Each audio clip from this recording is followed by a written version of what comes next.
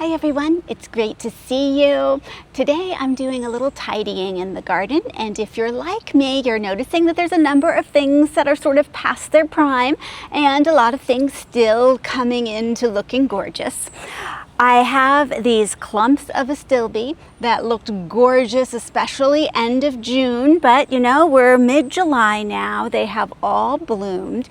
Astilbe does not come back with another flush for us here in 6B, and so you have a choice to make.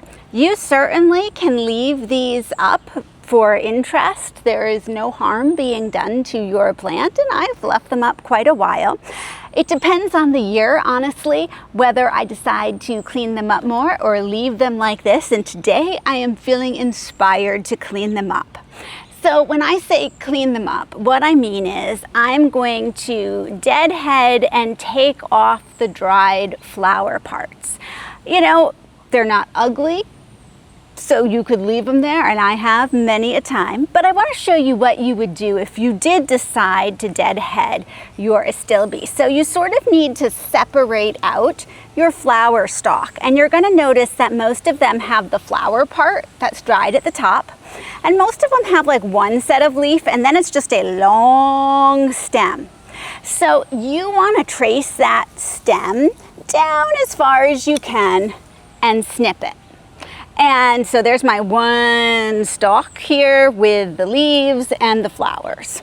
And then that's considered deadheaded.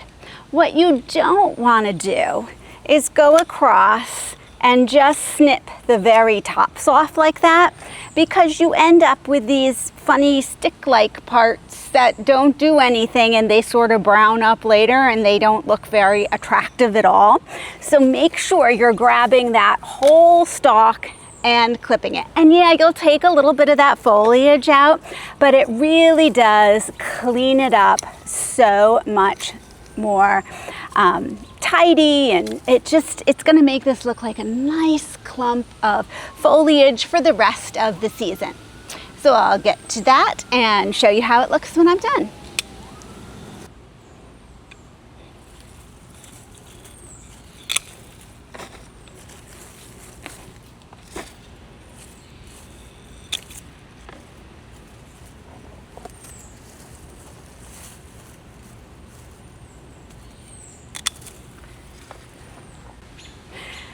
So I finished trimming and deadheading this particular clump of Astilbe, and you know, as I finished this up, I thought, oh, this was a good idea, because I want you to be able to see better and look down and see all of the coleus and the tuberous begonias that we have here, and it was blocking the view a little bit, so I'm really glad to have that done.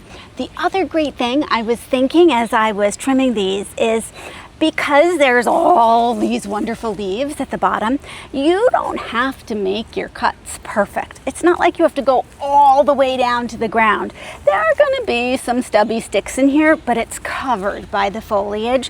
So I brought it down as far as I could just easily and comfortably get in and cut. There's still like 5 inches there. That's not a problem. No one will ever know. Thanks so much for joining me, and I'll see you in the next video.